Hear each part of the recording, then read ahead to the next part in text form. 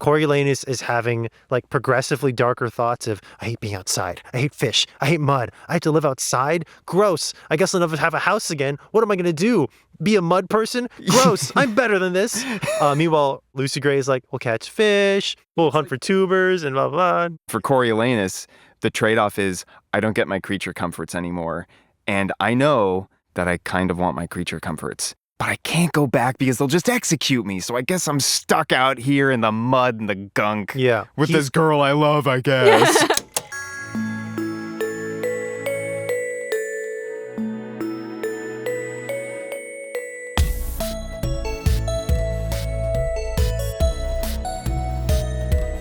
Hello, and welcome back to Nostalgia Club, the show where we, three sound designers, sometimes talk about books, movies, TV shows that we used to enjoy as kids, and sometimes older than when we were kids. Sometimes just other stuff. Just other stuff. Today we're talking about the Ballad of Songbirds and Snakes, which is the prequel to the Hunger Games. My name's Victoria, and I'm joined by... Jino.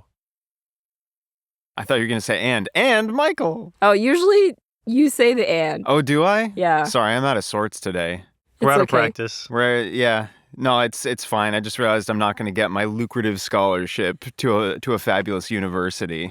Oh, yeah, And instead, I got to go ship out to the districts. Your future is ruined. Ruined. I'll never be important and powerful and strong and cool. My family name will diminish into ash and dust. Hey, Michael, you sound a lot like the protagonist? Yeah. Is that the right word? Of course it is. Of the Ballad of Songbirds and Snakes. Do I? Well, boy howdy, I hope so, because I read the thing, and that's what I was going for. Victoria, you selected this one for us. I did. It was partially a selfish selection, which most of my selections are selfish, let's be honest. But next year, this year, it's 2026. Oh, God. Because Sunrise on the Reaping, the movie is coming out this year, and I want you guys to read Sunrise on the Reaping for probably next season of this show before the movie comes out, but you can't read Sunrise on the Reaping if you haven't read The Ballad of Songbirds and Snakes, unfortunately. That so? This is my opinion. Okay. I personally think you can't read Sunrise on the Reaping if you haven't read this book. I don't know, like sometimes... Like Star Wars, for example, like you can watch movies out of order of when they were made, blah, blah, blah. No, you can't. You have to do the special way that I read on the internet. We watch episode 2, and then you watch episode 4, and then you watch episode 6, and then you watch episode 5, and then... But for the Hunger Games, I do feel like if you read them in the order they came out, it does make sense. Yeah, Sunrise on the Reaping does inform a lot about the first Hunger Games books with like context that you would need the first 3 books. Ballad of Songbirds and Snakes. I was like, I don't think you've read Sunrise on the Reaping. Nope, it's the essence. There's a lot of words in these titles. Yeah. Songbirds and Snakes, we'll call it that. Yeah. Keep it simple. Does inform a lot about things that happen in the Hunger Games that you would need the Hunger Games context to fully appreciate. Mostly why Snow hates Katniss. I hate specifically a female tribute from 12 who has a lot of bird motifs and sings this one specific song. I read this book 3 years ago, I think, and I was actually really resistant to read it at first. I talked about this a bit in the last Hunger Games episode we did, which you should check that out if you are interested. But I didn't want to read it because I was like, the protagonist is President Snow.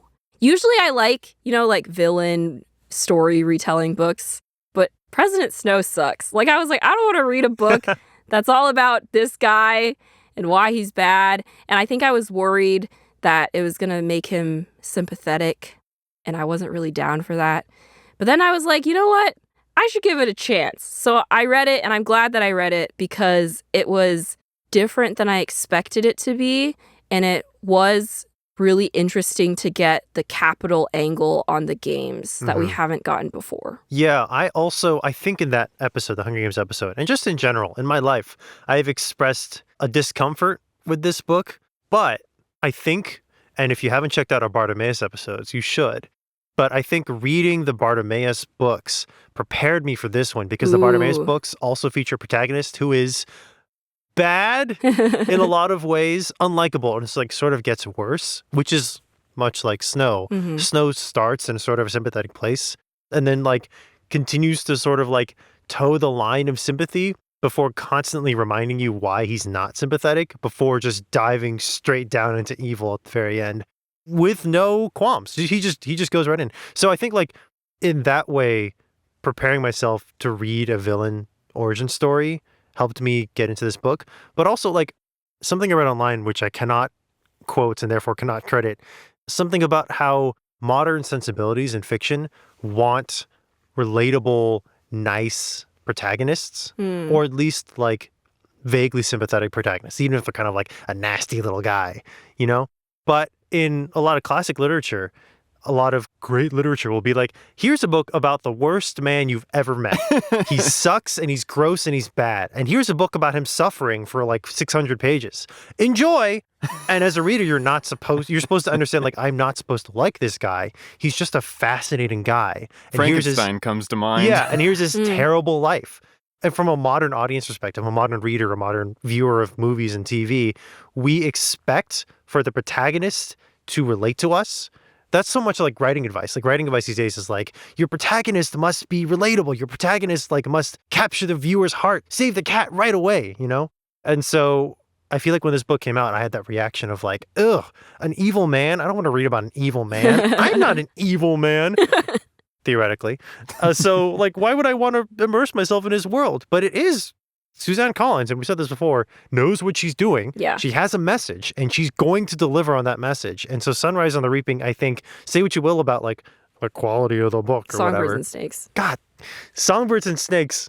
I'm going to do this the whole episode. Songbirds and Snakes, say what you will about like the book itself. Like it has a very clear message, and Suzanne Collins does not skirt away from it. And I really appreciate that. I loved this book. Oh, yes. I absolutely, this might be my favorite Hunger Games book. Ooh. At least favorite one yet. It's hard to compare to the original trilogy because it's doing something different.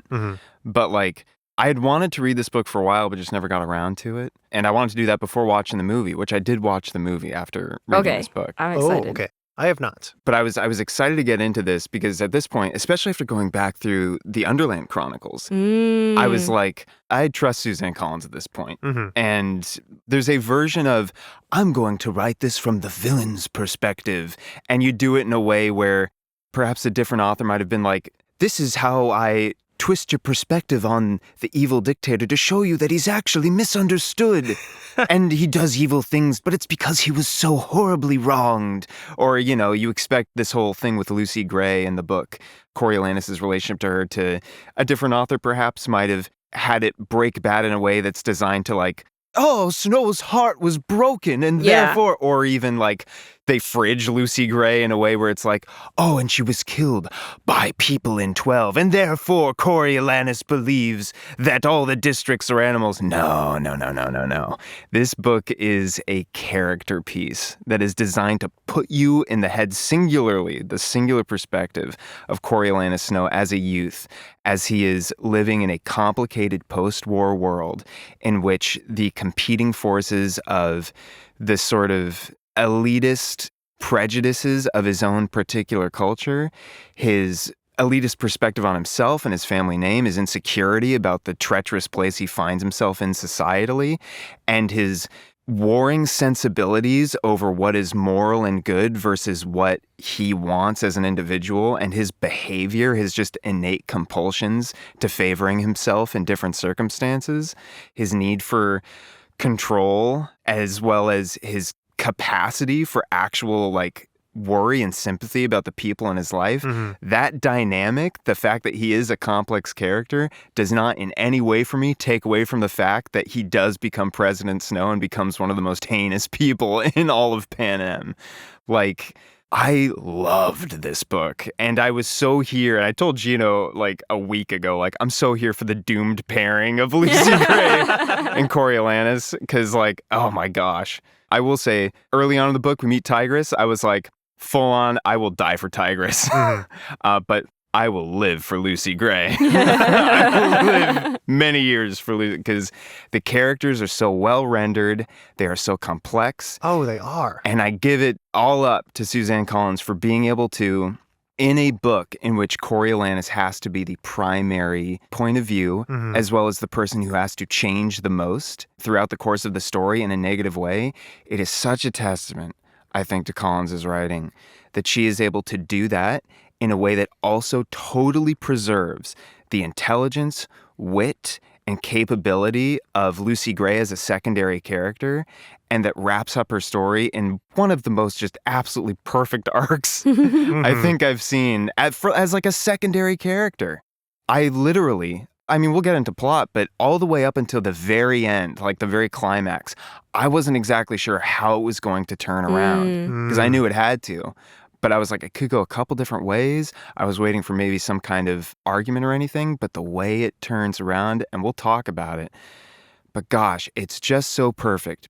The best part of this book is just being in Coriolanus' head and seeing how he can start from a perspective of, I'm a moral individual, I make the sacrifices and live with the disparities that everyone does, but I do my best to stay on the right side of the human spirit and of doing the right thing. And yet you can see throughout the book his capacity to justify very self-serving actions in a way that he doesn't even realize that he's fully doing. And that's like the real delight of his progression, is that by the time you reach the end of the book, you can see him start from point A from the perspective of, I love this person so much that I will give away my entire life for them. And in the course of a single conversation in his own head, go 180 degrees the other direction and think to himself, well, I may have to kill this person. It's so dang good, and I love it.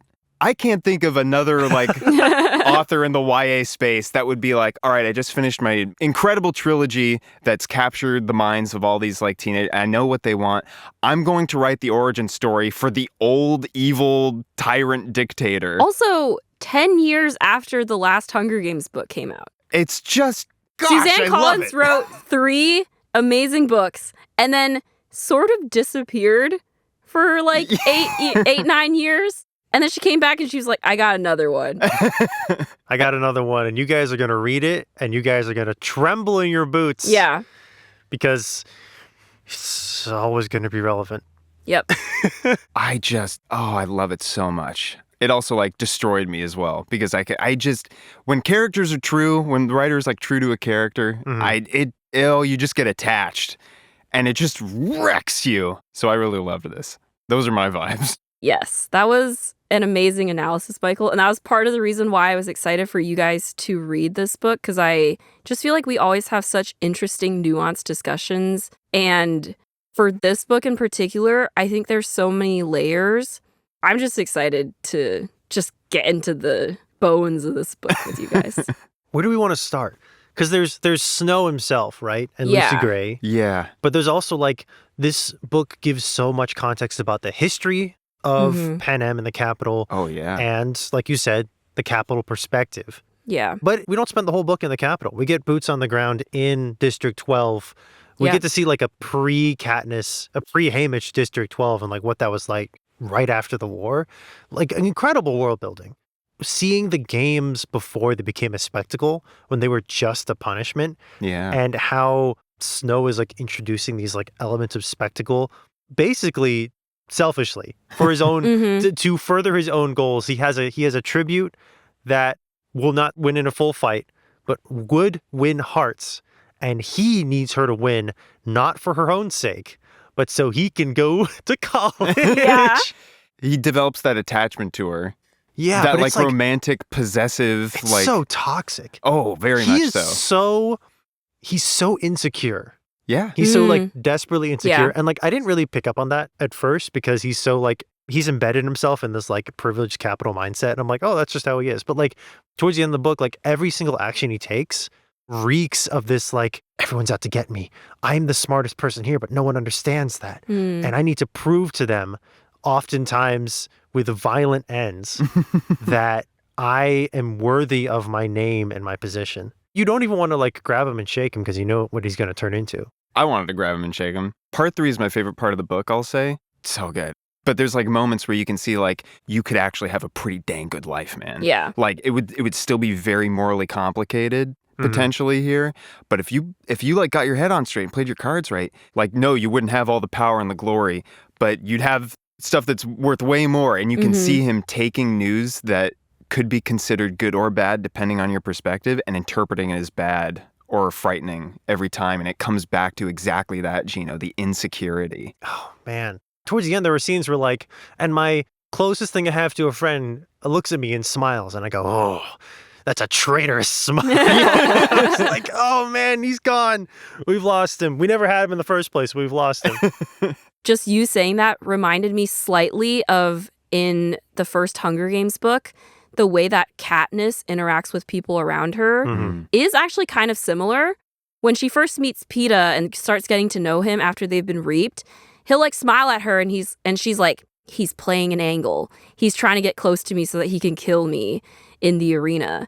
If you get trapped in that mindset, it is so easy to just think the worst of everyone, because no matter what they do, you're still going to believe what you believe, which is like, everyone's out to get me.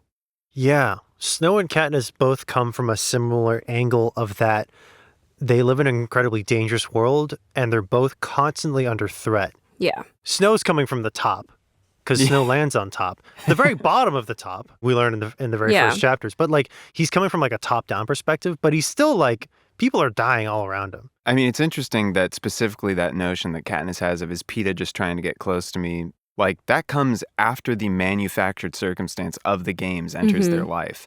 She's still very much like a self-preservationist kind of character. Like, Snow just believes this about the world, but Katniss has grown up in a world where it's established, like, in the Hunger Games, you have to kill each other. Yeah. Yeah. It's fascinating because, like, that's Snow's design.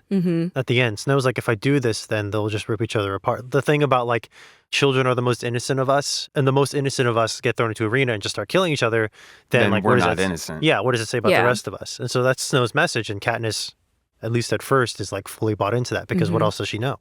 Yeah. Wow.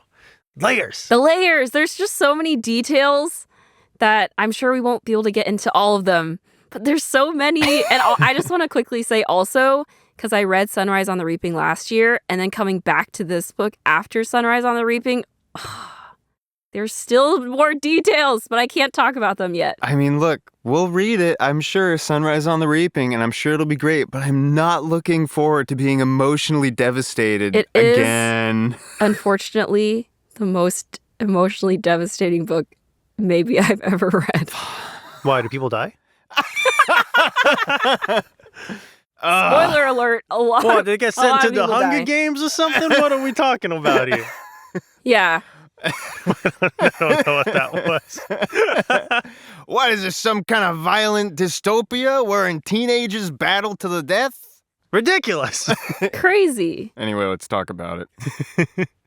How do we want to handle plot summary for this one? Man, I don't know. So there's like 3 parts. Yeah. There's 3 acts. There's Suzanne 3 acts. Collins always writes in 3 acts. Trying to keep straight the linearity of the plot progression may be a little tough. Because this isn't like the first Hunger Games book. The first Hunger Games book is very linear. Yeah. Because it's just Katniss gets chosen, taken, training, games. Yeah. And it's very like, you know what's going to happen next. But Snow's world is not like that. And the games are only one part of his world.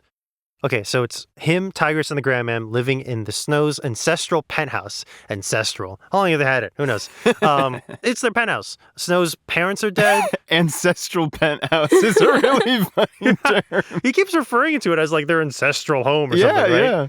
It's 10 years after the war between the Capitol and the rebels have ended. Yes. Quote unquote. And everyone had a bad time. Yeah. So the Snows have no money. And they have basically no source of income except for Tigress's job, but that's like minimum wage. It's like an internship. Yeah.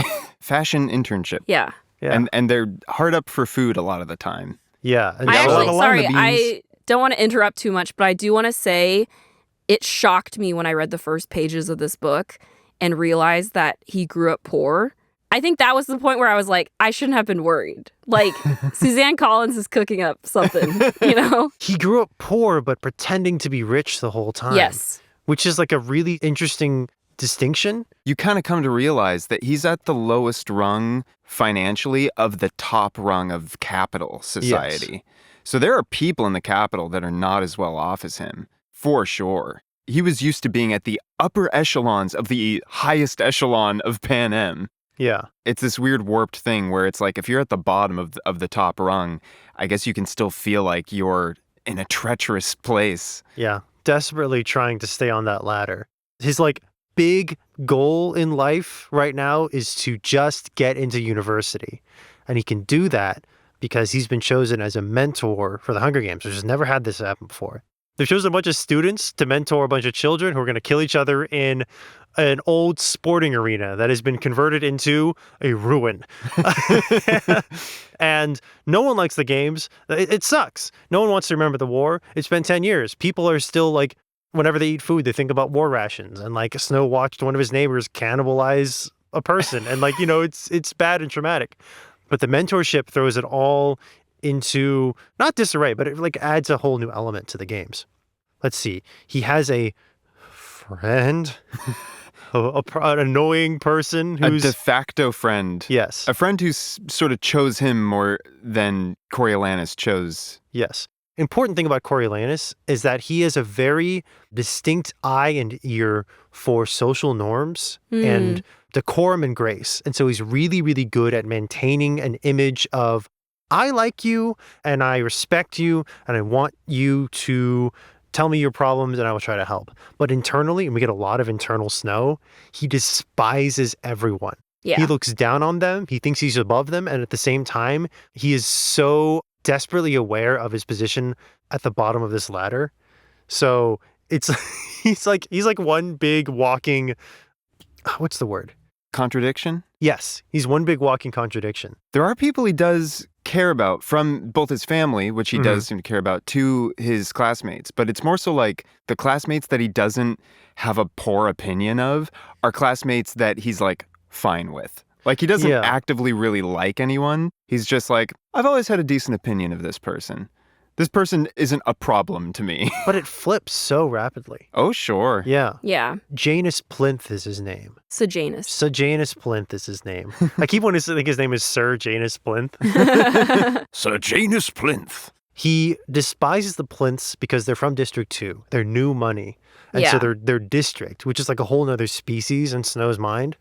But Sejanus acts like his equal, and Snow is too aware of social norms to like yell at him in public, but he's like, ooh, a gross little dog is following me around. He gets his tribute, and he gets District 12, which he thinks is sabotage because Dean Highbottom hates him. Yeah. For mysterious personal reasons. However, Lucy Gray Baird, instead of having a standard, very depressing reaping, performs a song because she is Covey, which is like a cultural group of like nomadic people who were forced to settle down in District 12 after being like nomadic musicians for most of the wartime era. Snow is like, hey, what if I create a cult of popularity around Lucy Gray and myself in order to drum up support for her, and as a byproduct of the games, this catches the attention of Gaul, who is the game maker. And head of the War Department, I think? Something like that. At least that's what they said in the movie. Because the games are a byproduct of the war, and so they are like the war continuing. At the beginning, he doesn't really believe Lucy Gray can win, but she can capture attention and thereby draw attention to him. So his hope is like, even if she doesn't win the games, at least I can make a name for myself. Like, I want to be remembered. Like, I don't want my tribute to just die in the first 2 minutes and no one knows who I am. Because, of course, the goal of the whole mentor program is to try and find a way to add, and they think of other things too, like a whole gambling system, betting on victors and whatnot. Which Snow comes up with. Yeah. And it's like this whole idea of, well, we're trying to make the games more appealing. So the idea is you'll get this lucrative thing, the Plinth Prize, literally put up by Sejanus's, I'm jumping ahead a little bit, put up by Sejanus's family, since they're so wealthy. If, whichever mentor kind of creates the best showing with their tribute, then they'll be given the Plinth Prize, I think. Or no, wait, is that right? I think that's right. That comes later. It's later on. You might be confusing with the movie a little bit, because in the movie, they introduced the Plinth Prize really early. Was the Plinth Prize for the victor specifically? Yes, the Plinth Prize comes like partway through the book. At first, it's just the mentor program is kind of like your final project of graduating the university, and you could be up for a scholarship if you do well. But it's kind of, they keep it kind of vague, like it's not just about winning, it's also about how you win or how well you mentor your tribute or how well you contribute to making these games more appealing to the audience. Okay. So most of their classes are them like discussing how can we make the games more interesting or how can we get people to watch. The plinth prize comes a bit later as an added incentive for specifically the winner of the games, which is appealing to Snow because he starts falling out of favor with specifically the dean. That's and he's right. worried that he's going to lose the scholarship because of demerits. But he's like, Yes. I don't need the scholarship anymore. I could just go for the prize. And so Snow, in order to get this good grade, starts to try to ingratiate himself with Lucy Gray Baird by, first and foremost, giving them food, giving her food. Sejanus feeling sympathetic for the rest of the tributes coming from District 2, and also like knowing that he was in the pool to be reaped before he moved to the capital. And his tribute, because Sejanus gets assigned to District 2, was one of his old classmates. Yeah. Yeah. So it's like really personal for him. And so Coriolanus and Sejanus at different levels and like sort of separately, but also together, start this movement to give food to the tributes. The tributes are kept in an old zoo. Yes. Which is, whoa. It's perfect, like, early capital, like, where are they going to keep these people? They don't have a whole industry. It's not a whole cultural event yet, the Hunger Games. So they're not putting them up in someone else's ancestral penthouse. It's forget everything. Like in the Hunger Games, when Katniss and Peeta arrive at the Capitol, they're given like their own special quarters. They're given so much food. They like do a full beauty and health makeover for everyone. Even the train there is like luxurious. Yeah. But in here, it's just no, like a here cattle it's car. like this is year 10 of doing the Hunger Games. They are throwing these people in livestock train cars. They put them in the zoo so that they can be on display, literally, for people to come by and see them. They don't feed them anything. The conditions are really, really terrible. Yeah, literally Hunger Games. Yeah. You will be hungry and then you will play a bad game. Half the tributes have like specific illnesses. Like one of the tributes has tuberculosis. Yeah. It's rough. Another one gets rabies at some point. Yeah. Yeah, because there So are another rats two get and rabies. raccoons at the zoo. So it's a bad time. Snow's recommendation to add gambling and sponsorships to the games, combined with his new push, and then eventually the rest of the mentors also pushing for this, to create like a spectacle, like a news coverage about the games, like feature the mentors and tributes not as a sacrifice or a punishment, but as like minor celebrities you can be cheered for, and like you can get their faces on your shirts. And like, you can dress up your dogs. Yeah, you like can the tailgate mentors for and them. the tribunes. God, this all kind of goes wrong when one of the mentors takes a little too far and then gets her throat cut by a tribute. Deserved. Yeah, she's basically taunting this poor, starving girl with a sandwich. Yeah. And Basically like for the gram. yeah, because Yeah. she's trying to get her to like perform for the cameras.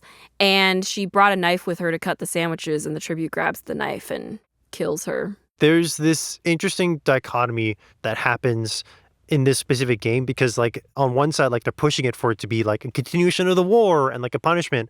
And then on the other side, they're like, and this is also a cool sporting event that we need everyone to look at so they remember that it's about the war. And so whenever a mentor dies, and they die quite a bit, they try to like remind everyone like, oh, in the Hunger Games is a punishment. But then they can't stop this ball rolling of like, it's a punishment.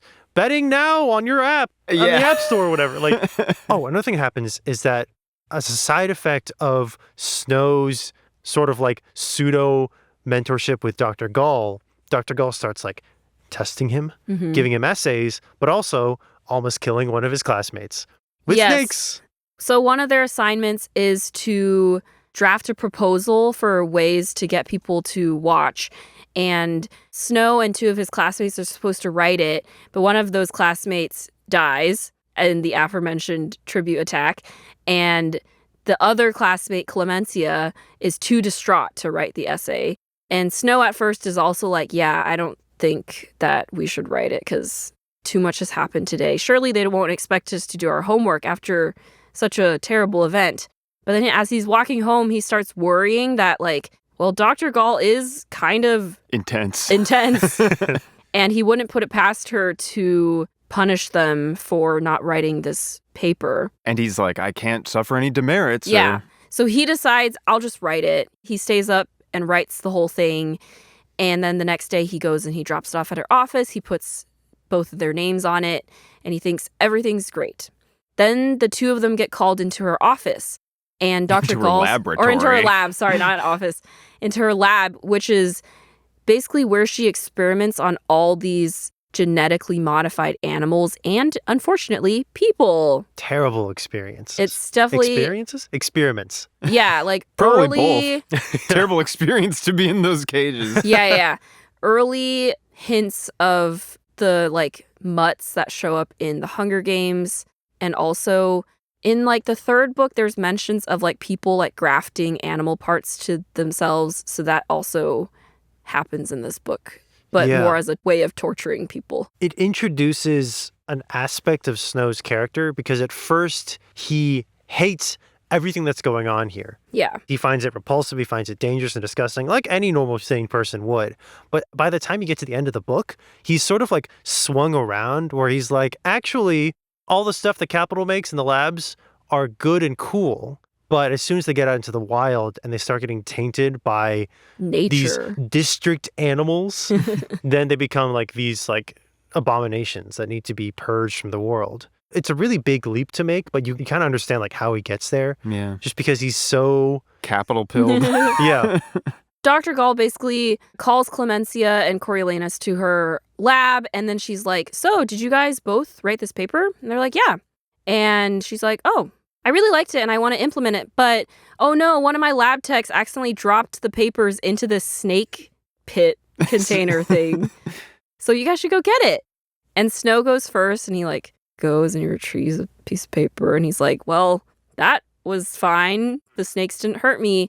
So then Clemencia goes and the snakes attack her because it turns out they are designed to attack humans, but they won't if they're familiar with the human scent. So because Coriolanus wrote the paper, only his scent was on the pages. So they didn't attack him. And so that's how Dr. Gaul knows that Clemencia lied. And then Clemencia ends up in the hospital for like weeks afterwards. And then she manages to still mentor for the Hunger Games, but she's like, her skin is peeling and her eyes are like tinged yellow. Like the toxin from the snakes really affected her. She's getting like scales? Yeah, it like partially transformed her a bit. And she's not happy about it. Yeah, she gets like spasms from like the poison still kind of in her system. There's a line where it describes like when she's released and like most of it, the stuff is gone. There's a line amidst her symptoms that describes like her tongue sort of prodding the inside of her cheek, sort of moving with a kind of restless curiosity. Yeah. And it's like,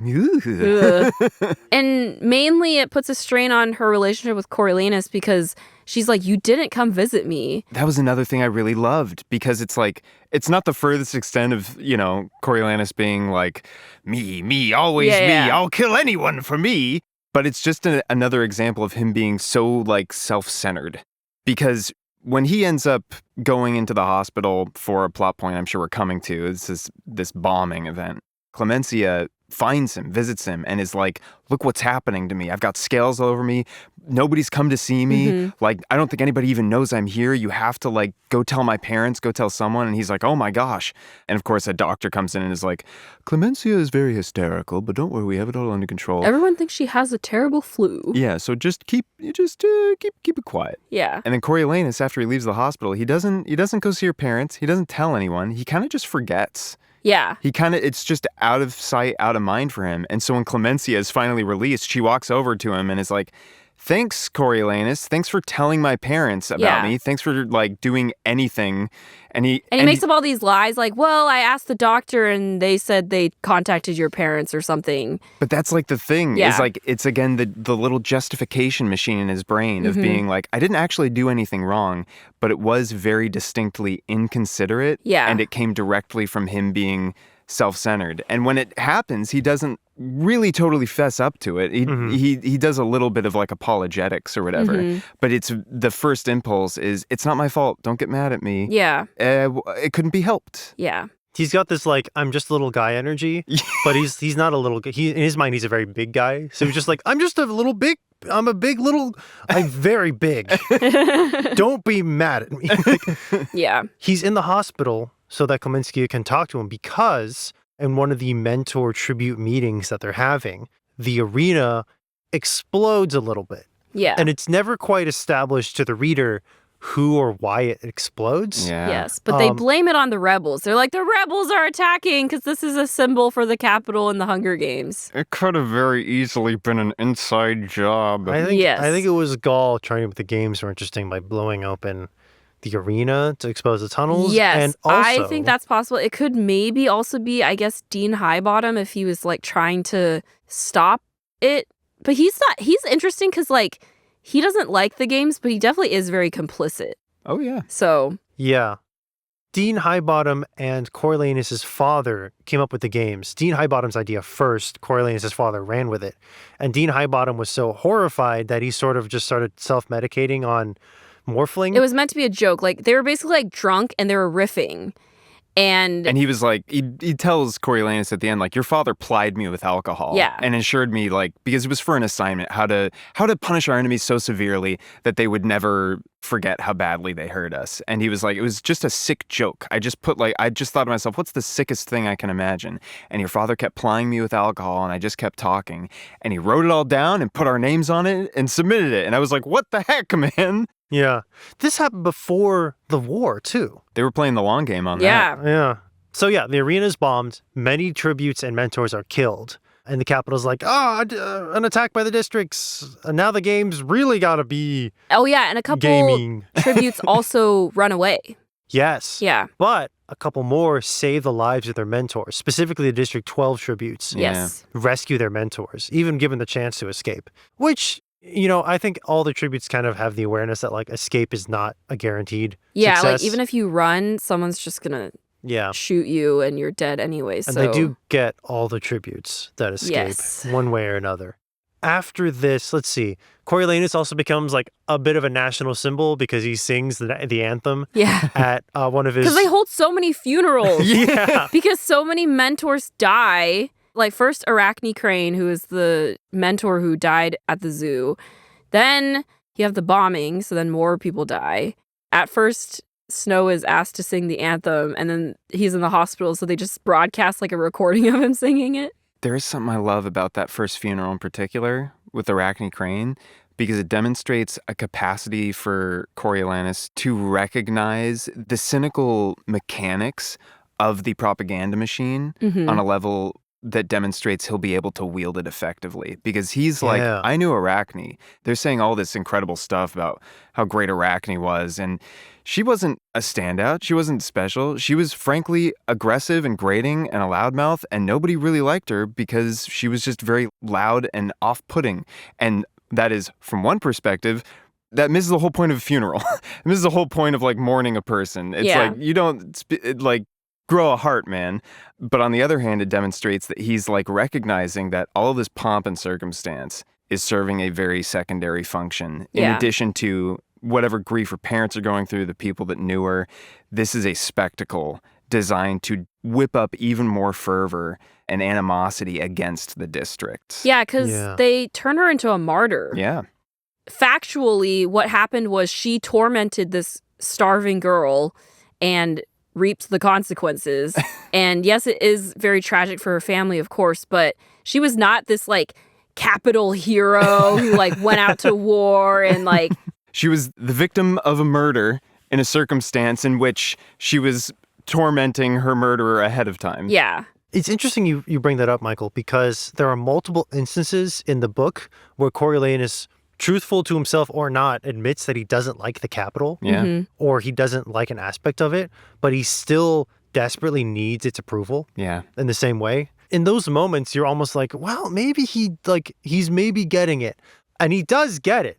He just is okay with it, or he's okay using it. I think actually the problem is he doesn't even feel safe in the Capitol. Like, he knows that the Capitol people are also out to get him, but that's why he works so hard to eventually lead everything. Because then he's like, if I just get rid of everyone who threatens me, then I'm safe. There's so many moments where he's like, I don't like people. Yeah. If I could just get rid of the people that are making the wrong decisions, and I can just make all the decisions. Yeah. He doesn't like Dr. Gaul. No. He finds her really off-putting, And he sometimes thinks like, I don't really want anything to do with her, but then he keeps going back to her at the same time because she has a perspective on the world that kind of feeds into his perspective. He also sees like a path forward with her. She's like actively molding him into a little dictator. Yeah. I will clarify real quick. Coriolanus is the most unreliable narrator, so I don't actually believe his thoughts on like Arachne Crane or anything. I'm just trying to get inside his head for when I talk about like his reaction to her death and funeral. It's sort of incredible because like when he experiences an event, we get it as is. And then when he recalls the event, we get this like weird warped like Snow vision of like, and they were so mean and bad to me and also very dumb and I was very hot. And you're like, Snow, we were there. They were very pleasant to you and then you said nothing. And you're not the genius you thought you were. It was Tigress who told you to go talk to Lucy Gray Baird at the train station. Yeah. She gave you the impulse. Sure, you followed her onto the truck and into the zoo, but then it was Lucy Gray who told you how to react to that circumstance. It was Lucy Gray who told you to go try and save Arachne when Arachne was stabbed. Yeah, because Snow becomes viewed as sort of a hero because everyone's like, oh, we saw you trying to help Arachne. In his head, he was like, she got what she deserved. And then he's like, oh, shoot, it would actually make me look good if I tried to help her a bit or whatnot. Yeah, it's almost like most of Snow's positive actions are not his idea, but all his like negative actions are his idea. Yeah. So like, oh, we should gamble on these children dying. That's all Snow, right? Throughout all this, he's becoming closer with Lucy Gray Baird because he has to, because he thinks that if she does well before the games, and she's just going to die immediately, but if she does well before the games, Snow gets cool points. But then, they get closer in that conversation, like, you have to believe I'm going to win. And Snow's like, okay, we're going to use the gambling. We're going to use the sponsors. We're going to get you lots of money, lots of food and water. I'm going to cheat in a variety of ways. And this we're going to hedge your bets as much as possible. Yes. Yeah. And this will culminate in you singing a song during an interview, which is where we have interviews now with a host. Oh, yeah, we have a host now. He's the weatherman. He's the weatherman. Amateur magician. What's his name? Lucky Flickerman? Yep. He's a weatherman. He's an amateur musician. He has a parrot. And he's not quite up for it, but he's got enthusiasm. He's the ancestor of Flickerman. Yeah, Caesar Flickerman. Caesar Flickerman. Lucky Flickerman. The Flickermans got it in the bag. Yeah. They've been hosting the games since there was a host. Yes. By the time Lucy gets into the games, she is the most popular tribute ever. Yeah. She has fans. Snow has fans. Snow has mixed feelings about the fans. Oh, sorry, real quick. I also wanted to note the whole reason that Snow came up with the idea of sponsors giving them food is because at first, Lucy Gray is like, I'm not going to sing for your interview. There's no reason for me to sing because it's not going to help me in the games. Mm-hmm. And so he's like, okay, I got to figure out a way so that she can sing because he realizes he can't like force her to sing for him. And that bugs him. So he's like, I got to think of a way to incentivize her to sing for me on the interview. So then he comes up with, if the sponsors can send them food in the arena, that ups your chances of survival. Because half the times the tributes in the arena die of starvation. At this point, they also haven't eaten barely anything in a week besides like a couple sandwiches here and there and like scraps that capital people bring them. So as soon as she hears, okay, well, if the sponsors will give us food, then yes, I'll sing. Mm-hmm. And so Coriolanus is like, yes, I'm so brilliant. Coriolanus' relationship with Lucy Gray, as it evolves, is so brutally toxic.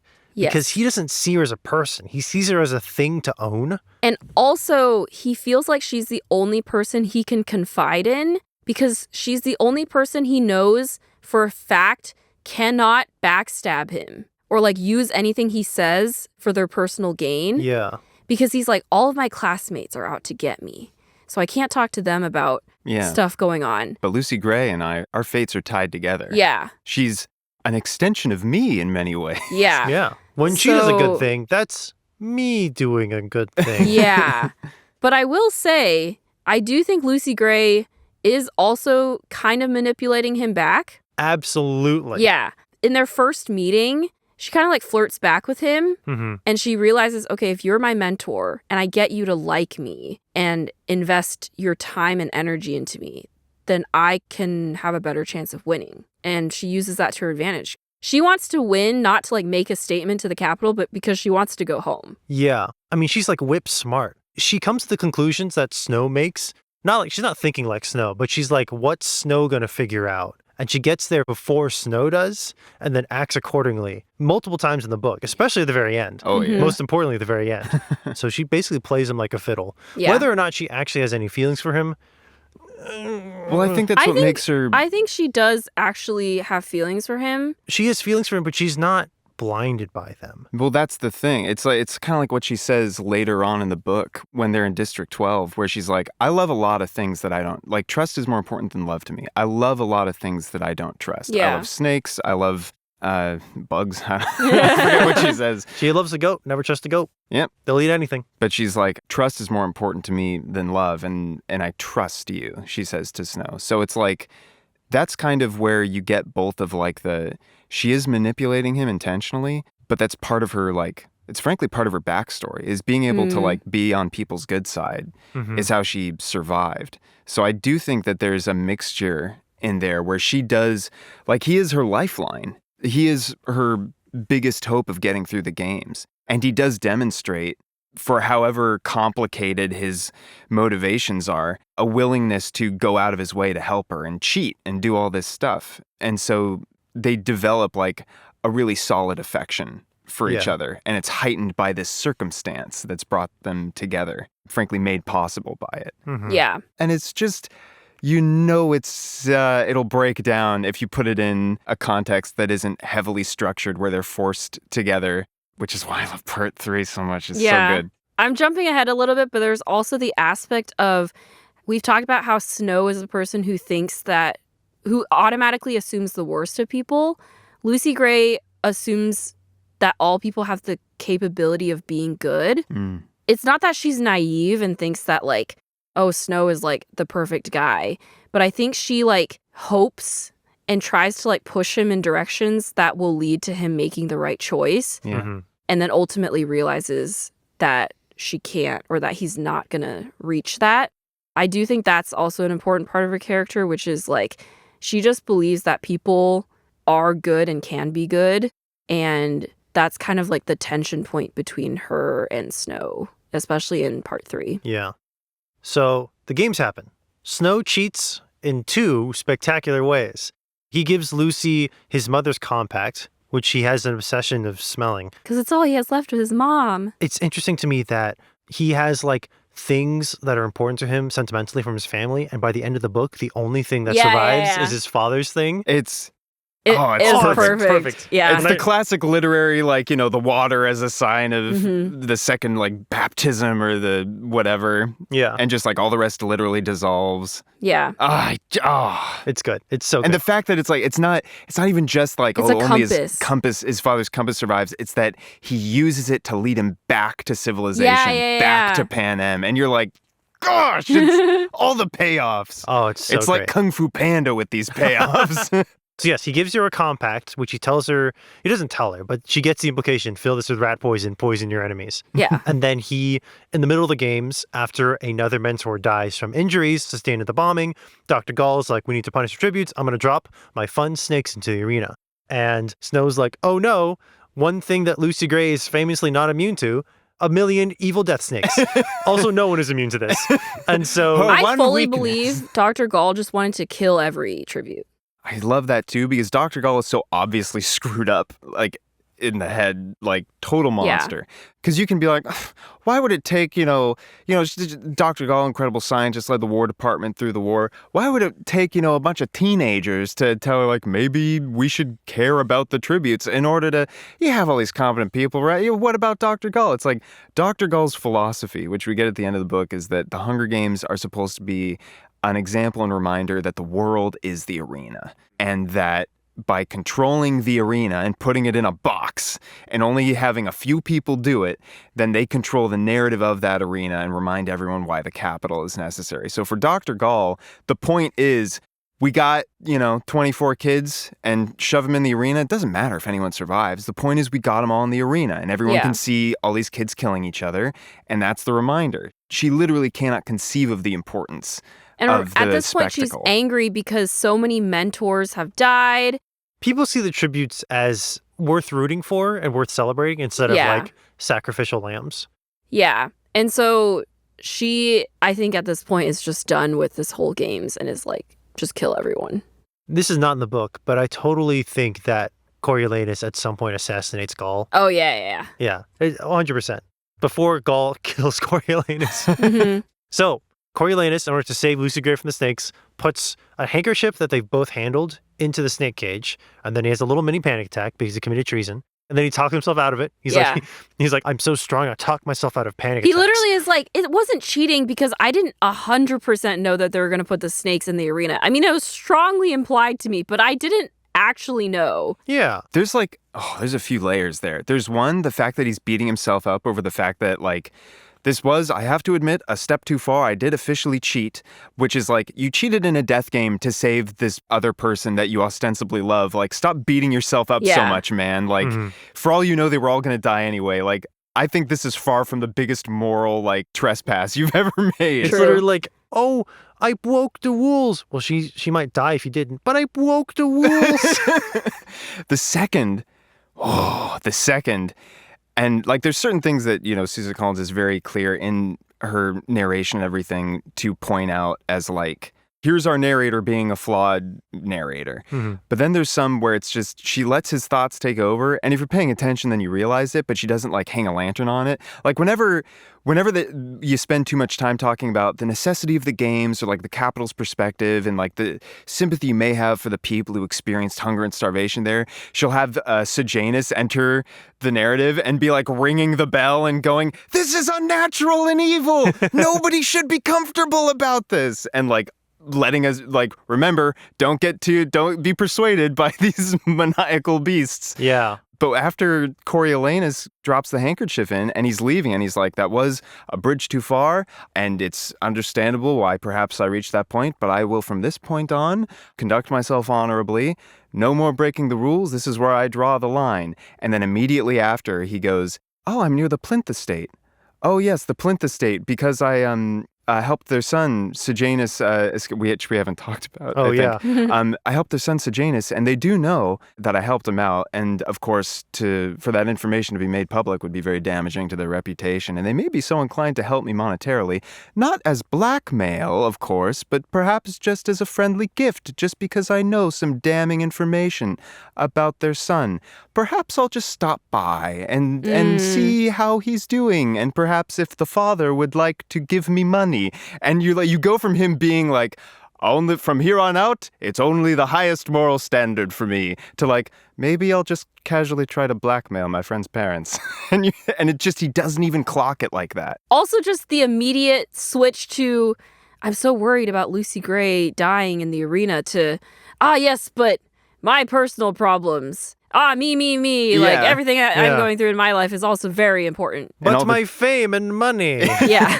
Lucy Gray is risking her life in the arena, but when she sang that song, was she singing about some other boy? Oh my God. Oh my God. I don't know. Maybe she doesn't actually love me. She's dying of thirst, you monster! Several times in the book, Lucy Gray sings a song, and Coriolanus is filled with jealousy. It should have been about me. And then the one time she sings about him, he's like, ugh, she's singing about me. Dude, calm down. I know you're a brutal dictator in the future, but calm down. But Sejanus. We haven't talked about Sejanus. Oh, there's so many things to unpack with Sejanus. Sejanus is... Poor boy. I know. And I'll trademark this. A good boy. Yes. He has a strong moral compass. Yes. He sympathizes heavily with the districts. And Snow hates him for it. But he can't get rid of him. Snow despises him because he's like, you have all the money and status and power, and you have both your parents, and yet you have the gall to feel self-pity. Yeah, but you want to go back to District 2? Like, what is wrong with you? Yeah, Sejanus has everything Snow thinks that he needs, yes. And he's lost everything that Snow actually needs, which is community and empathy, people who love him, like a sense of belonging. Snow doesn't have that. Still doesn't know he needs that. He wants money and prestige. Yeah, and Sejanus, like, in contrast with Snow, who really only says things when he thinks that it'll make people have a high opinion of him, Sejanus doesn't care. he doesn't care that Dr. Gaul is scary. He will still push back on her in class. Oh, it's great. Yeah. Those scenes where you're living in Coriolanus' head and he's so terrified of ticking off Dr. Yeah. Gaul. And then Sejanus, no fear, Just is just like, telling her to her face, I don't like, think we should you're do a this. monster. Yeah. This is evil. And Dr. Gaul's like, yes, it is evil. Anyone want to feed my blood rabbits? Like, Yeah. So Sejanus, when his tribute perishes, sneaks into the arena to give him last rites. And when the game makers find out about this, they freak out because, it'll make the capital look weak. And so they send Snow in to get him out because they know that Snow is one of the only people Sejanus likes and trusts. Yeah, they're like, if we send anyone else in, he's going to run or not be willing to come out. Snow manages to just barely get himself and Sejanus out, but not before bludgeoning a kid to death. Yeah, that's his first kill. His first kill. And when he returns to Dr. Gaul is like, a fun, cool lesson. Wasn't that fun and interesting? And Snow's like, what do you mean? I killed a child. And Gaul was like, nice. She's like, what was it? Wasn't it terrifying to see humans at their base level? She literally uses the word transformative. Like, I trust it was a transformative experience for you. Yes. Which, of course, bypassing the point, and I think Coriolanus even says it, where he's like, you're talking about humans at a baseline state, but you created that state. This is the arena that you made. And her excuse for that is just like, you can blame it on the circumstances. You can blame it on the games or whatever, but it was still you that made that choice. Yeah. And it's, I love it. Because, oh my gosh, wait. Coriolanus is true to say, this is the circumstance you created. This isn't humanity at its base state. This is humanity in the games that you designed. Yeah. But Dr. Gaul also has a little bit of truth when she says it was still your choice within that context to kill that kid. And then when you expand that out, like Suzanne Collins does frequently in the Hunger Games books, to take the games metaphor and just like blow it out to the size of Pan Am. And then later in the book when Snow's like, I see Dr. Gaul's perspective now. But he refuses to acknowledge that the districts are an artificial creation by the capital. Yeah. And that they too are designed to create this environment where people will be forced to do terrible things. And he just won't see it. He's too capital pilled. He really is. And I know this plot summary is like, we're getting so detailed with it, but I feel like we kind of have to do it justice. This is going to be a long one. Yeah. But this games is so interesting. Like just the games itself. Mm-hmm. Outside of Snow's perspective of like the cheating and whatnot, like I guess like in the past few years, like the kids had nowhere to go, so they had to just fight each other and it was over pretty fast. Yeah. But this time, because like the arena got blown up, suddenly like now these like tunnels and such are opened up. So a lot of people just run actually. Yeah, because all the career tributes are dead. Or they're not called careers at well, this first point. of all, like half the tributes are dead. They're typically There's better only, fed. That's all they are at this point, is like more likely to be better fed. Yeah, and there's healthier. just like, there's like 14 of them that go into this arena. Yeah. Because everyone's died. Most people just run. The only tribute, quote unquote, left visible is Marcus, who is District 2's tribute, who ran away after the bombing and then was captured and basically like put there to like slowly die. Just like hung on like a beam. Yeah. And it's terrible and everyone's so bored. Like it's so fascinating that we're getting this from the Capitol's perspective because for the Capitol, they're like, this is so boring. Nothing's happening. I do think the movie adaptation did a really great job, but this was my chief complaint, which was in the movie, they made it like a true bloodbath at the beginning and had your typical Hunger Games starts, everyone rushes to the center, they fight each other, and then disperse. I guess they do this sometimes, where they made some of the tributes a little more aggressive. Yeah, explicitly like sadistic. Yeah. And I'm like, I think you're missing the point a little bit. Yeah, unfortunately, that was kind of I think from like a filmmaking standpoint, they're like, it's way more interesting if the games start with a bang. And it's like, no, that was the point, is that it doesn't this time. Yeah. And so the first kill that happens in the game is this one girl from District 7, I think. She climbs up onto the pole. She climbs up and she talks to Marcus.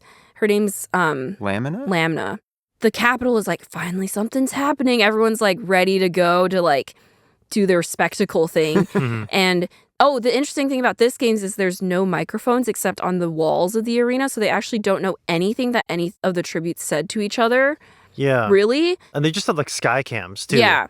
Which I think is another really interesting aspect of these books is like we don't actually know anything that happened in the arena, really, because except if it's literally in the central like arena. Yeah, but we don't get like how in the Hunger Games we hear all the conversations that the tributes have with each other. We don't see all their hiding places. Yeah. So Lamina talks to Marcus. She says something to him. He kind of nods his head and says something back, and then she kills him. And it's very obvious to us as the reader, like this is a mercy kill. He's suffering. She asked him, is it okay if I relieve your suffering? And he says yes. But the Capitol is like, whoa, she's playing the game. She's doing it. And again, like, I just think it's so impactful that like they threw these kids into an arena where they're supposed to kill each other. And yet there's still moments where they show moments of kindness and humanity. Like we get this a lot in the Hunger Games, obviously, but in this book, it's so much more interesting because the Capitol is fully just like not even recognizing it. Yeah. They can't even conceive of like why someone would like mercy kill someone. And then at the end, like Lucy Gray also says like, well, I had to kill these 3 people, but the first one was kind of an accident. The second one was out of self-defense, and the third one was a mercy kill. Yeah. And Snow's like, it just in one ear, went out the other. And Snow's like, yeah, I've killed 3 people too. Oops. Yeah.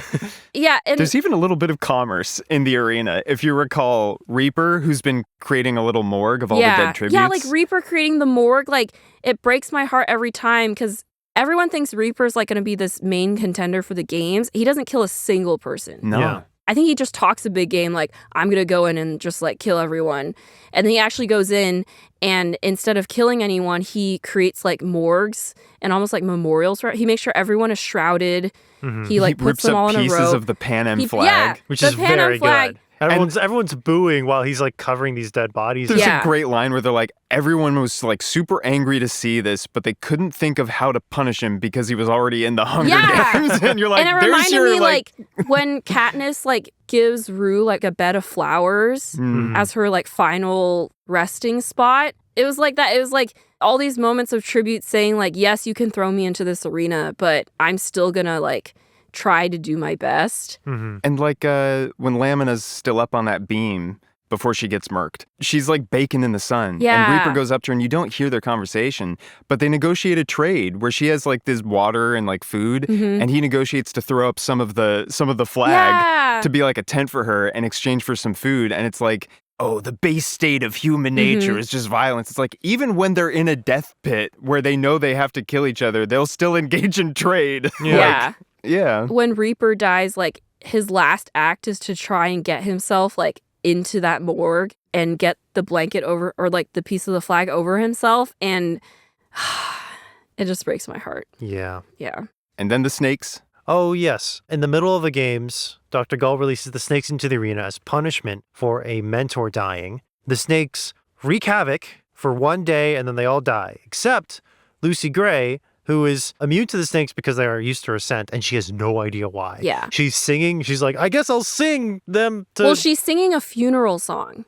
Yeah. The song that she sings is specifically a funeral song. She thinks she's going to die. Yeah. But it becomes this like powerful moment where this sort of like Capitol defying, like, you put me in here to die and I'm still going to survive. Yeah. The snakes all kind of flock to her because she's, she smells good to them. And they all die just from exposure, but she takes one and keeps it in her dress to keep it alive. And then she eventually uses that as her second kill to kill one of the tributes attacking her. Tanner, yes. Eventually it's down to her and Reaper. Reaper is exhausted because he hasn't been eating, because he knows that there's poison. He also might have rabies. Yeah, it was like I think she knew that he was going to develop rabies the same way that her fellow District 12 tribute Jessup developed rabies. Yeah. And so she exhausts him and then kills him so that the rabies doesn't like fully get to him the way that it did Jessup. And then Snow has a really great 3 hours where he's won the Hunger Games. Yeah. Well, Lucy Gray won the Hunger Games, but Lucy Gray does something that's technically Snow doing something, so Snow won the Hunger Games. Yeah. And then Dean Highbottom drags him to his office, reveals evidence of the cheating, and says, you are now a peacekeeper. And then he's a peacekeeper. Yeah, and he goes to District 12. He volunteers for District 12 because he's like, there's a slim chance Lucy Gray is there. Yeah. And that'll make it worth it. There's a great interaction going into this, like part 3, Because, I mean, he's going to be President Snow one day, but you're like, oh, you know, we're in part 3 now, and he's now being shunted off into a life of obscurity. So how's this going to turn around? And I mean, I was just in it, so I was like, take me, Suzanne Collins, whatever story you wish. But there's a great interaction in the middle of the games where Dean Highbottom is occasionally checking in with Lucky, who's a great character because Lucky, like, this is cultural event Hunger Games, so Lucky doesn't really know what to talk about most of the time. And he asks Dean Highbottom, so, Dean Highbottom, what do you make of it all? All what? Dean Highbottom asked. All this stuff. All this different stuff happening in the Hunger Games. All of it. And, you know, they banter a bit. And then Dean Highbottom says a very relevant bit of foreshadowing where he's talking about how the games are so interactive. And he says, basically, and you know what that means? It means we're all in the arena together, which is, of course, the whole point behind Dr. Gaul's vision as he explains it. And this whole time, Lucky has this parrot, and he's trying to get the parrot to talk. And he's like, you have to believe me, the parrot does talk. And Dean Highbottom's like, okay. And at the end of that interaction, the parrot squawks, hi, handsome. And Lucky's like, see, I told you, didn't I? And the dean says, you did. And yet, it was still unexpected. And I was like... oh, baby. That's the definition of a prequel right there, isn't it? Okay, so Snow gets shipped off to 12. He does peacekeeper training. A part of him's like, this is nice. I don't have to think. I just do menial tasks and manual labor and like harass the local populace. Sejanus is also sent there because of his many crimes infractions / attempts at moral goodness. So Snow has a brief moment where he's like elated. He's like so relieved Sejanus is here because like someone who knows how important I actually am, someone who understands my status, which comes across as my friend, but really it's my subservient. You're here again. He finds Lucy Gray and eventually is able to talk to her again. They strike up the romance. He meets all the Covey. He gets to know them. They get to like him. Meanwhile, he's like slowly beginning to build this like resentment towards Lucy Gray and the Covey, just like in the back of his mind, because he's like, oh, they're gross and live outside. I don't want to be gross and live outside. And also Lucy Gray's like, wow, the game sucked and the Capitol's done some pretty bad stuff.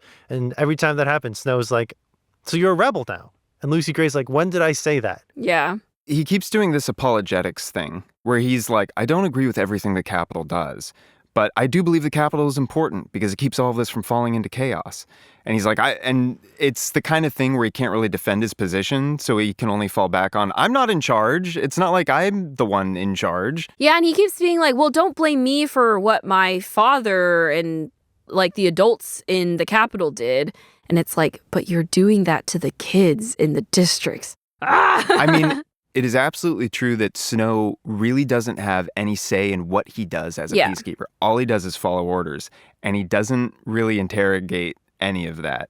I love this part of the book so much because it's all unstructured time. I mean, it's very structured in the sense that he's a peacekeeper. Yeah. But it's all like, you no longer have the borders on your life that you did before. Mm-hmm. You're being challenged in every conceivable way now. What are you going to do as a character now that you're out in the wild and you have to think for yourself? And all he does basically is reinforce his own belief that the districts did this to themselves and are inherently bad because things are bad here. And he begins... Yeah, he like blames them for being poor. Yeah. He's like, things are so run down here. He's like, all the money that we send to the districts. What and are they this doing is what, with it? like, yeah, where does it go? And he's like, well, I was poor, but I still tried to make something of myself. And you're like, dude. And he'll get called out on it, where it's like the Capitol sends money to their industry, not to any of these communities here. Yeah. Yeah, he's finally in a district with Sejanus, who is pointing out, like, see all these things that are wrong? Mm-hmm. And with the Covey. And with the Covey, who are, like, in some ways better off than most of District 12, but that should, like, say something about how most of District 12 is. And all Snow could think about is, like, but if I become an officer, I can return to the Capitol and away from these gross people. Or, I didn't like the mutts before, but they're much better than these district birds. And actually, I like them now. It's so funny how the first time, I mean, granted, it's coming on the wake of the first execution we see in 12, which is rough. And also the inspiration for the Hanging Tree song. But he talks about how when he's put on like sentry duty for this hanging, and after the man is hung, all of the mockingjays, these hybrids between the capital engineered jabberjay and local mockingbirds, all start picking up his last words and chirping them maddeningly around him. And it describes Coriolanus being like, the moment he saw the mockingjay, he hated it instantly. Yeah. And it's one of those things where like the person, whoever's read the original trilogy of the Hunger Games can just point and laugh and be like, haha, I get it, because it's the symbol that will defeat him in 65 years.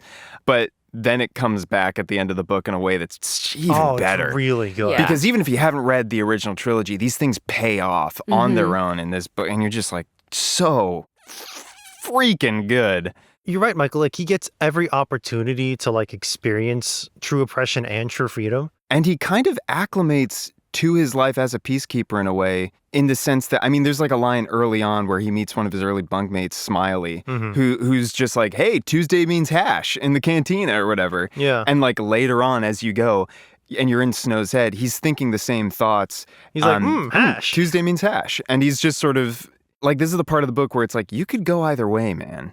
Like, you'd still be a peacekeeper, at least for a while yet. Yeah. But you don't have to become President Snow. Yeah. So I was just thinking about the detail of it. We get some slightly interesting lore about the peacekeepers, which is a lot of them actually come from other districts. At first, like, Snow is like, so you don't feel bad about like policing your own people?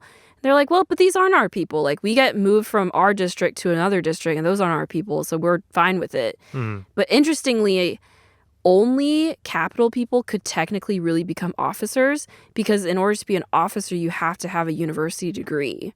It's just framed as like a job requirement thing. But then if you really think about it, you're like, only people from the capital go to university. Yeah. So that's their way of not only ensuring that they're like, well, we have to have enough people to fill the ranks of peacekeepers. So let's take like the most compliant citizens to become Like, it'll take a certain type of peacekeepers. citizen Yeah. to become a peacekeeper. But we got to make sure they don't get power. Yeah. And only people from the capital can become officers. Yeah. Yeah. They're dividing and conquering the districts by like creating their own separate identities. But also the thing that the Romans did, they would recruit soldiers from one part of their empire and then ship them all to a different part of their empire, because they found that soldiers policing their own people are more likely to sympathize with their own people. So you want to send them somewhere else so they will do brutal crackdowns without feeling any remorse. On the subject of Rome, when Coriolanus is visiting the Colosseum for the first time in the capital, he describes remembering going to it as a child when it wasn't, like just used for the Hunger Games. And he talks about how his family, being rich and important, would enter from a different entrance. And recalling this like pre-war world, he was like, a lower class of capital citizen would enter here. And the word plebeians entered his mind. And you're like, if that's a piece of vocabulary that he has from the pre-war world, there's a distinctly Romanesque embodiment in pre-First Rebellion Panem society. Yeah. And with all this stuff related to districts and resource exploitation and captive citizenry doing all this industry work and peacekeepers and a single shining beacon city with technology the likes of it, I'm like, this is Dark Enlightenment 101, dude. This is like dark future stuff. I mean, even a lot of the capital names are like Latinish. Yeah. Like, I could see a certain technocracy kind of thing getting in charge of society and being like, and we'll hearken back to the glory days of Rome. And just, uh-oh. Biggest red flag in a society when they're like, and the Romans, we'll do it like they did it. And it's like, there's such a thing as like recognizing the value in pieces of development, progress through history. And then there's another thing of like, yes, the one society that figured it out. And it was only this one thing, despite the fact that it, went on for many, many hundreds of years. And you're like, don't put a hat on it and call it a day. Real quick, since we're on the topic of names, I did learn an interesting bit of trivia. So Coriolanus's name most likely comes from William Shakespeare's play, Coriolanus. And in that play, his mother's name is Volumina, which is Dr. Gaul's first name. So it's literally Suzanne Collins being like, she's basically the role of like the mother in Snow's life because his parents are dead. But specifically in the play, Volumina encourages Coriolanus to pursue military success and seek political office. So very one-to-one relationship here. Suzanne Collins is so smart. Yeah. Okay, so Corio's in 12. He's with Lucy Gray again. Everything is fine. Aside from being not fine. Yeah. Sejanus, with his true moral compass, is looking around and going, this is not fine. They're hanging people. I don't want to be here anymore. I thought I could help people and become a medic, but I'm seeing now all I'm doing is terrorizing people. And I don't like that. And so Sejanus gets to the point where he begins to sympathize with the locals, and to Corio, that's a huge red flag. You don't sympathize with the locals? Gross. And so Coriolanus begins to suspect literally everything Sejanus does. And he does find him going off on his own and talking to people that Coriolanus already doesn't trust, like Lucy Gray's ex-boyfriend, Billy Tope. Yes. Hiding money in his personal stash or whatever, but then playing it off like, no, I'm poor as a church mouse or whatever. Yeah. And so Sejanus... church mouse, sorry. Sejanus reveals to Coriolanus, because Sejanus trusts Coriolanus, that he plans to basically join a group of rebels and flee to Canada, the North. Is Canada still there? No one knows. I sure hope so. And Coriolanus uses a jabberjay, which he likes now, to betray Sejanus. Things go wrong. Some rebels argue. A couple people get shot. Coriolanus kills the mayor's daughter. Whoops. Whoops-a-daisy. And Coriolanus realizes, like, oh, I'm in too deep. Even though I'm not directly involved, I'm around them enough to be implicated, and he begins to, like, consider himself a dead man. So Sejanus is caught and hung. That's a whole thing, too, because after he sends the jabberjay off, he starts to feel bad about it, and then he convinces himself... He keeps going back and forth, being like, maybe I should go back and, like, erase it. Well, but it's probably too late. But, like, they probably won't listen to it. A part of him knows it's wrong. Yeah. But it's overwhelmed by the other part of him that has to convince himself that he's always right. Yeah. And when Sejanus is arrested, he does that same thing. Yeah, like, oh, they're not going to kill him. They'll ship him off. Or, like... Yeah, his dad's too wealthy and important. And then he's like, well, maybe I'll dash off a letter to the Plinth residents so they can just, like, check in and make sure it's going to be okay. So he isn't like, good, Sejanus, arrested, soon to be executed for his vile crime of sympathy. Yeah, but in doing so, he's removing his personal agency from being the person who implicated Sejanus in the first place. He's just immediately like, well, he got caught. I guess it technically is my fault, but maybe it's actually related to the whole, he's like, Covey ultimately thing. It was his fault because he was the one who was going behind my back, and he was the one who was getting involved with these rebels. Oh, he literally is like, well, I could have turned him in then, but I didn't. So I basically bought him like a couple good weeks to my God, pull it together. Yeah. Like, dude. It's like, I did everything I could. What choice did I have ultimately? Yeah. And I love the sequence leading up to Sejanus being hung. Corio is starting to think, well, maybe I should intercede. I'll just write a letter to the Plinths. And then he gets called into the auditorium with the other peacekeepers and told, one of our own is a traitor. He's going to be executed this afternoon. And he realizes, oh, it's too late. Yeah. And he goes and he has to lock eyes with Sejanus as he moves up to the podium. He has to see Lucy Gray distraught in the front watching Sejanus get hung. He has to listen to Sejanus's last words, him calling out for his mom, get echoed by the mockingjays around the forest. And sure enough, when he gets back to his bunk, he's like traumatized. Mm-hmm. He's in a haze. And yet he's still warped enough in the head that when he opens up Sejanus's locker and he sees the baked goods that Sejanus's mom sent, he takes a cookie and he bites it kind of absentmindedly, like, well, it's here. Why not just have a bite? And then immediately, like, rapid fire flashbacks through all of his experiences with Sejanus and, like, coughs it up and, like, cries into his hands in the corner. And you're like, you are a human being. You are not forsaken yet. Yeah. You can pull it, or you've done so much ill, but you can still turn it around. And he almost does. He's like, I'm going to die. Yeah. They're going to catch me. Yeah, they're going to find the guns, the murder weapons that have my DNA on them. Lucy Gray is saying, I'm getting out of here because they already want to get rid of me because they know the mayor's daughter didn't like me and I didn't like her. I want you to come with me. And so he does. they get out, but not before Coriolanus is informed, hey, you're going to officer school. And he's like, hooray! I'm running away right now. And they make it as far as the lake, which is like a cool place to Covey hang out. Yeah. And Coriolanus is having like progressively darker thoughts of, I hate being outside. I hate fish. I hate mud. I have to live outside? Gross. I guess I'll never have a house again. What am I going to do? Be a mud person? Gross. I'm better than this.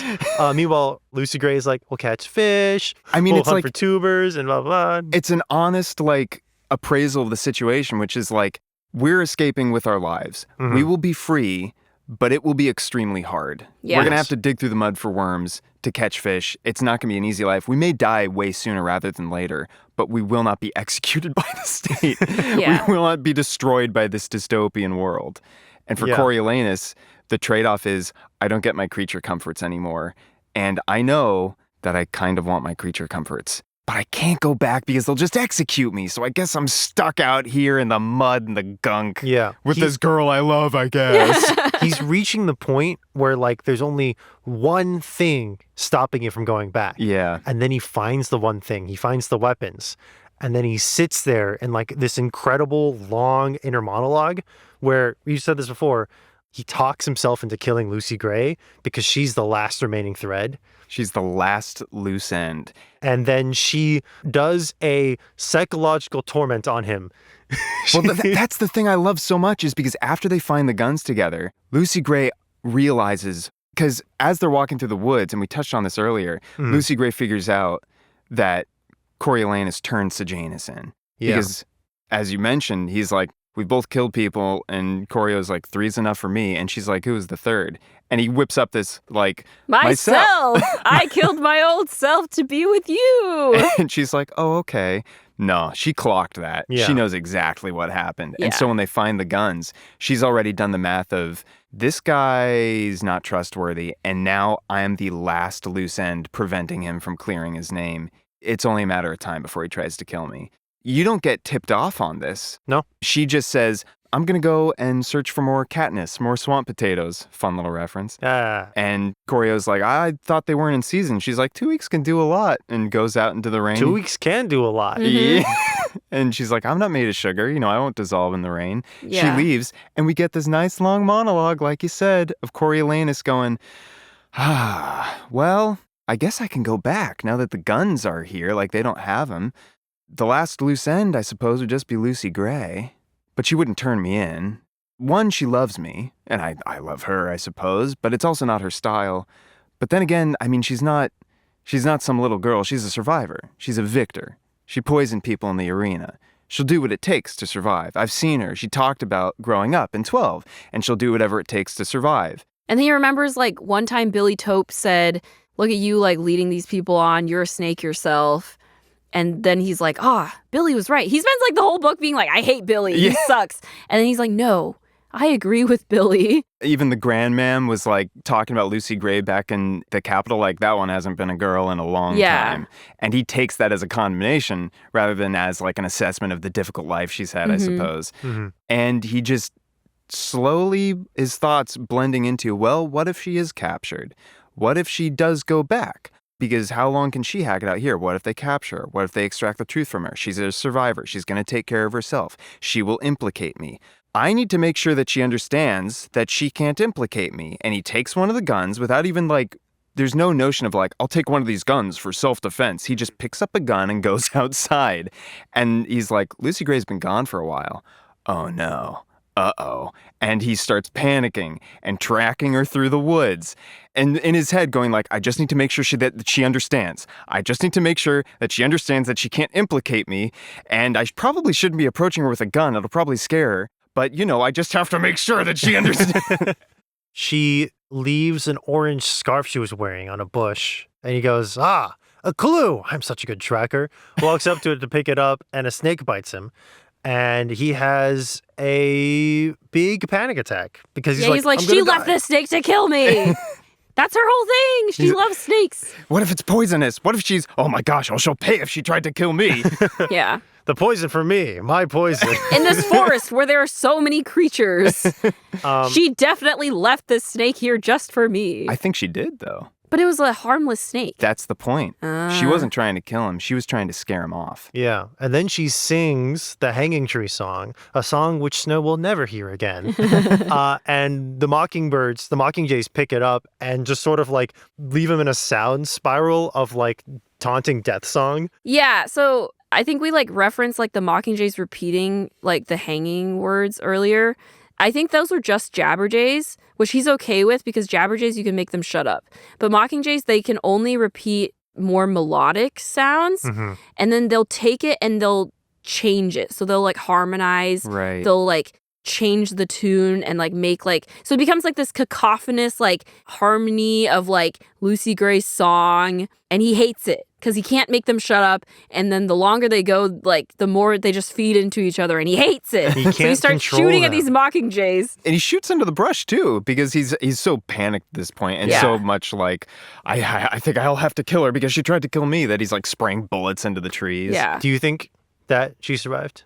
I think so. I think, well, I'm trying to remember if she mentions leaving her materials or anything with the Covey, like the songs, or if she had written down the Hanging Tree song. No, she says that Maud Ivory will remember it because Maud Ivory just needs to hear a song once or twice and will know it. Okay, because that was one thing that indicated to me that perhaps she survived and maybe she made it back then. I think even if she survived, she would never go back to 12. Yeah. Yeah. I don't think she would.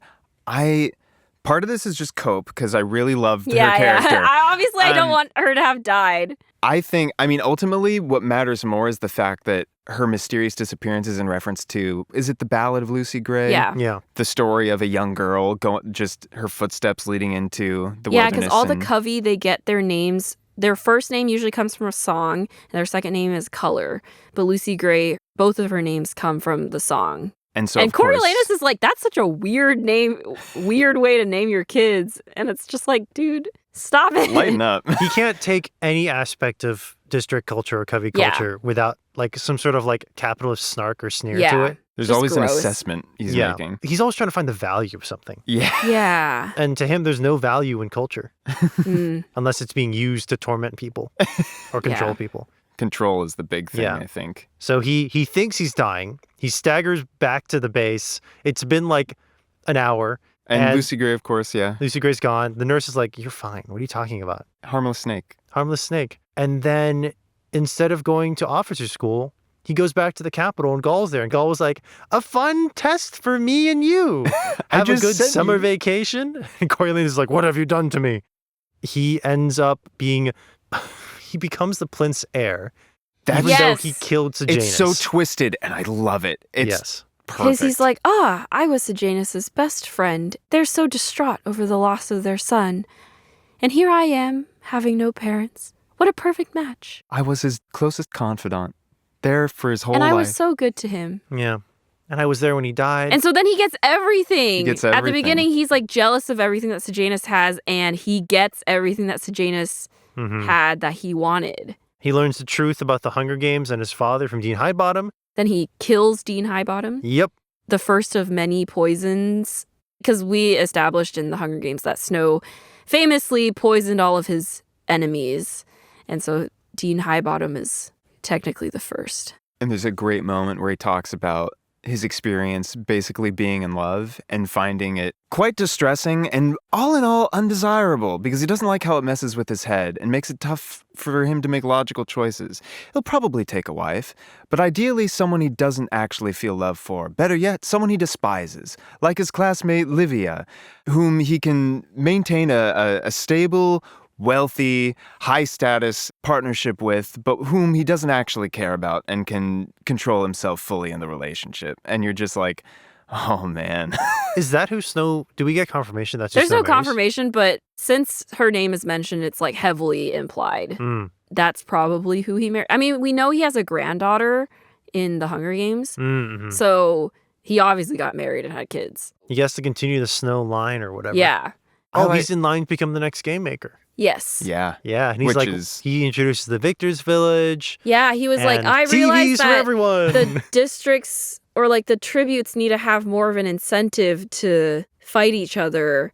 It's so interesting because it's inspired by how he went to so many lengths to have his tribute win because there was money at the end. And he grew up hungry and poor, and so he knows from his experience in the districts that they're also hungry and even hungrier and poorer.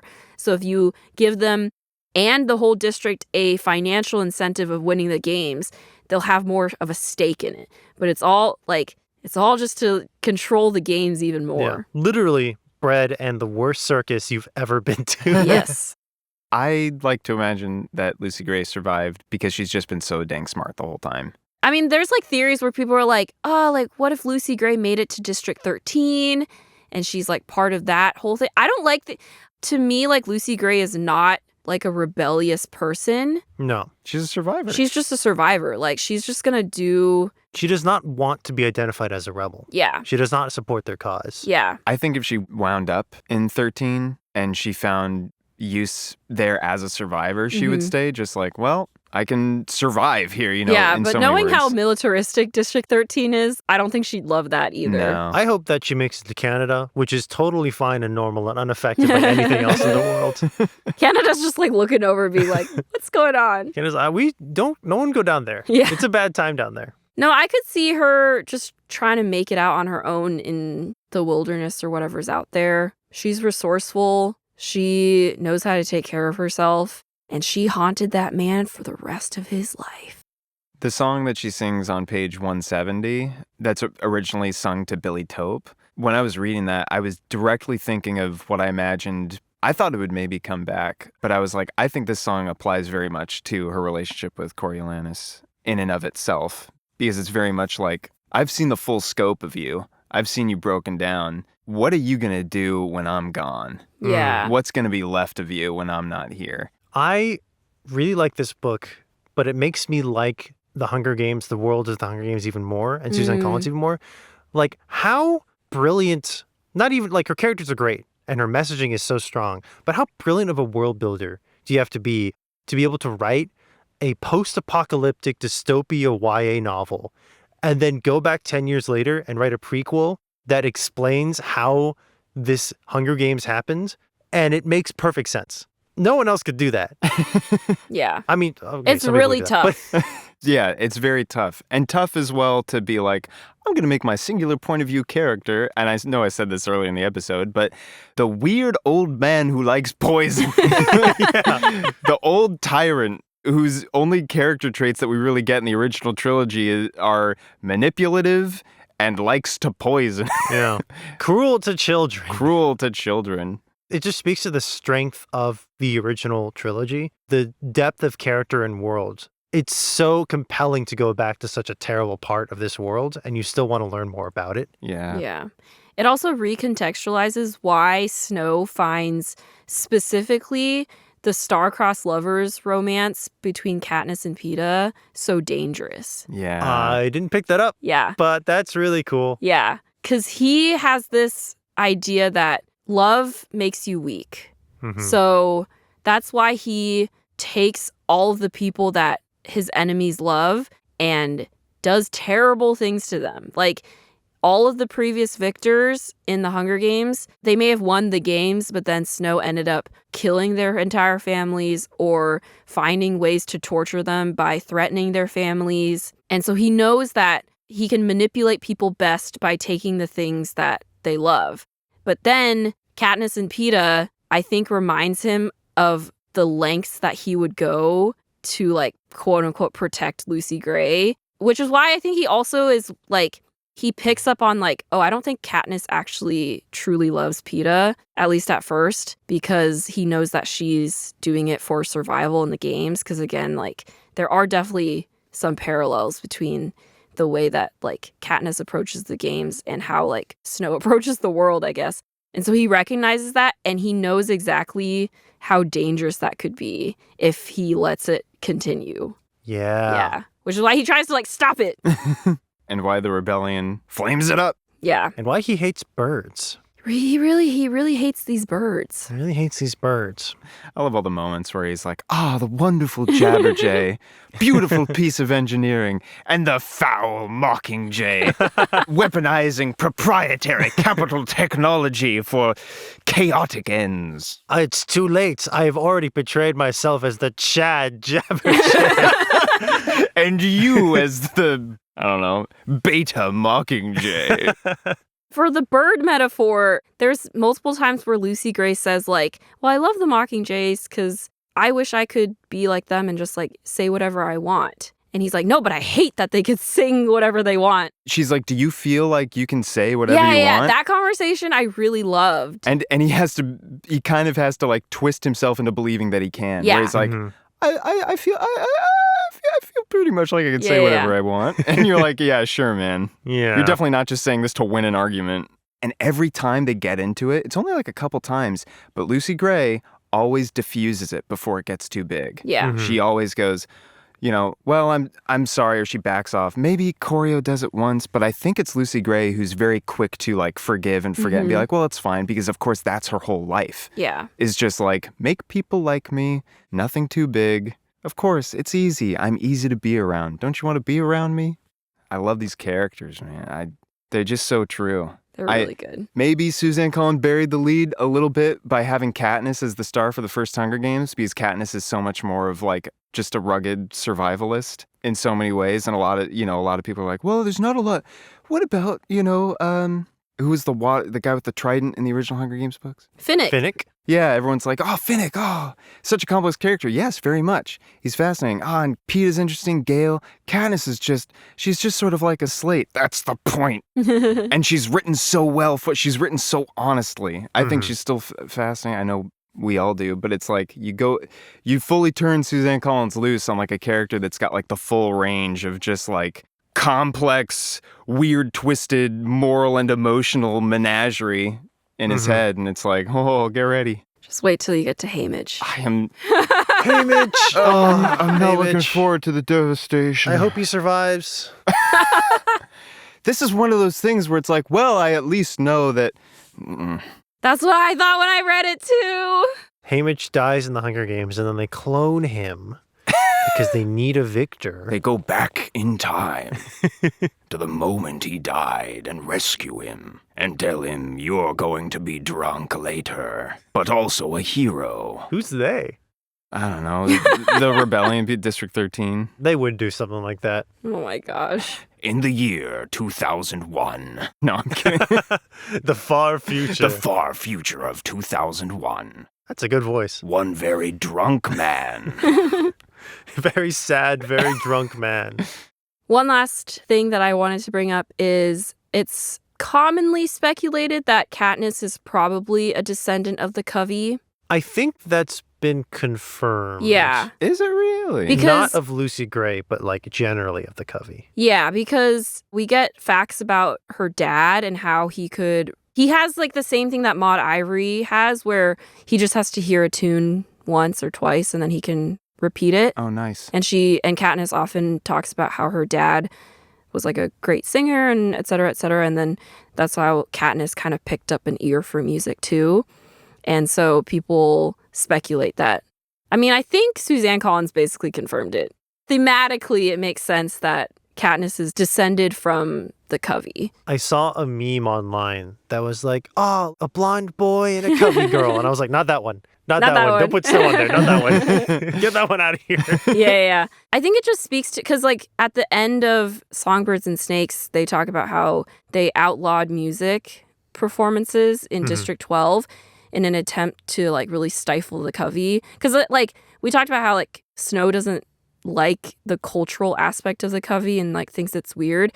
But I really think it comes down to, like, the people defining their own culture and identity is really dangerous, because the Capitol wants them to believe your identity is what we tell you your identity is. Yeah. They literally took the Covey and shoved them into District 12 and were like, well, you're District 12 now. And they were like, no, not really. And they're like, no, you're District 12. And they're like, okay. We're still going to sing, though. Yeah. Some of the songs that Lucy Gray composes in this book make it 65 years into the future. And it's still outlawed. Like, they're still technically not supposed to sing these songs. But music is just so powerful, and art is powerful enough to stand the test of time, even when it's kind of sung secretively, or every so often there's a peacekeeper or two who enjoys hearing the music. So that oral tradition continues. That's exactly why Snow hates the mockingjays, because he knows that no matter how much he tries to like kill the mockingjays or like trap them and like control them, like they're going to keep singing and they're going to keep living on no matter what he does. Another interesting bit. Apparently, they can just walk into the woods in this book. Yes. There's no like. There's no fence in this book. I never picked that up. And you're like, I get it now. Yeah. Snow's like, don't let him go into the woods. I genuinely think Snow was like, so when I was in District 12, I noticed this, and this. And I think we should make sure they stop singing and we should put up a fence. Oh, and you know what it also does? It guarantees that no one, or at least very few people, will ever make it to the lake where he hid the guns. Yeah. Yeah. The layers. Oh, gosh. Thank you for making us read this, Victoria. Yeah. I can't wait to be emotionally destroyed again. But for someone who's not a maniacal future dictator. Yeah. A great episode of Right Now Club. Because I don't think it's been long enough for nostalgia. Certainly not for me. Although I did think it's funny the amount of times that Snow is like walking through the Capitol and being like, wow, I'm being swept up in the nostalgia. Remembering when I used to go to the zoo with my family. Remembering what the Capitol used to look like before the war. I'm so nostalgic for that time. Back when the zoo had animals in it. And instead not of people. children and rats biting children. Are those rats with jobs? No. Those are rats. Well, thank you so much for listening to Nostalgia Club. Hope you enjoyed my long, rambling plot summary. It was great. It was great. Thank you. I tried. Hey, if you can reach out to us, you should do that on our email account at nostalgicalpodcast@gmail.com or on Instagram at nostalgicalpodcast. We're also under Mouse Knight Studios, which is Mouse Knight Studios everywhere, including Ghost Inspectors, written by Victoria Cheng. It's very good, and you should listen to it. Yeah. Hey, we also have a Ko-fi if you want to support us financially. And if you want to support us emotionally, you should leave a rating in this podcast platform because it really helps us out. And maybe we can get sponsorships and then we can win the Hunger Games. I don't want to be in there. Yeah. I would like to avoid that, please. Yes. Instead of sending us money, they'll send us water. Water and bread. And until next time, no doubt about it, authoritarianism sucks. Yeah.